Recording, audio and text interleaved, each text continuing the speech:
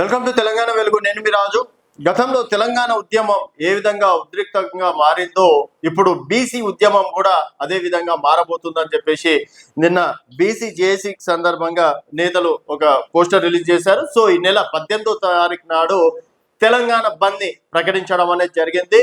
So Kamareddy declaration ప్రకారం 42% బీసీలకు reservation కల్పించిన తర్వాతనే ఎన్నికలకు వెళ్ళాలని చెప్పేసి బీసీ జేఏసీ స్ట్రాంగ్ వార్నింగ్ ప్రభుత్వానికి ఇవ్వడం అనేది జరిగింది. సో మీరు గవర్నర్ దగ్గరికి వెళ్తారా, ప్రధాని నరేంద్ర మోడీ ఇంటి ముందు ధర్నా చేస్తారా, అమర్ నిరాహార దీక్ష కూర్చుంటారా అనేది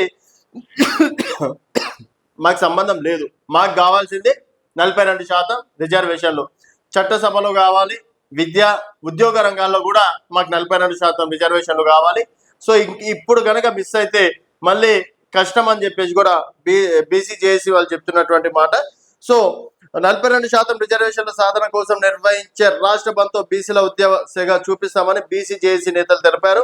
సోమవారం అసెంబ్లీ ఎదురుగా ఉన్న గన్ పార్క్ వద్ద BC JAC chairman R Krishnaiah, working chairman Jajula Srinivas Goud, vice chairman Naragoni, co chairman Rajarao Yadav, coordinator Gujju Krishna ఇతర బీసీ నేతలు 18వ తేదీ నాడు బంద్ కి పిలుపునివ్వడం అనేది జరిగింది. సో తెలంగాణ కోసం 1100 మంది బీసీ బిడ్డల అమరులైతే పెత్తనం చేస్తున్నది అగ్రకులాలని అన్నారు.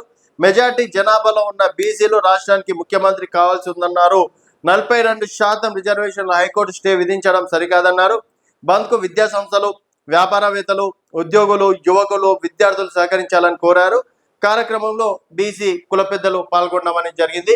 సో మరి బీసీల ఐక్యత అనేది ఈ 18వ తారీఖు తెలుస్తుంది. సో 18వ తారీఖు బంద్ ఎంతవరకు విజయవంతం అవుతుంది, మరి అప్పటి వరకు ప్రభుత్వం పిలిపించి మన చర్యలు చేపడుతుందా, తర్వాత ఆల్రెడీ సుప్రీంకోర్టుకు వెళ్తామన్నారు, మరి అప్పటి వరకు సుప్రీంకోర్టులో ఎలాంటి నిర్ణయం తీసుకుంటారు అనేది వేచి చూడాల్సిన విషయం. చూస్తూనే ఉండండి తెలంగాణ వెలుగు.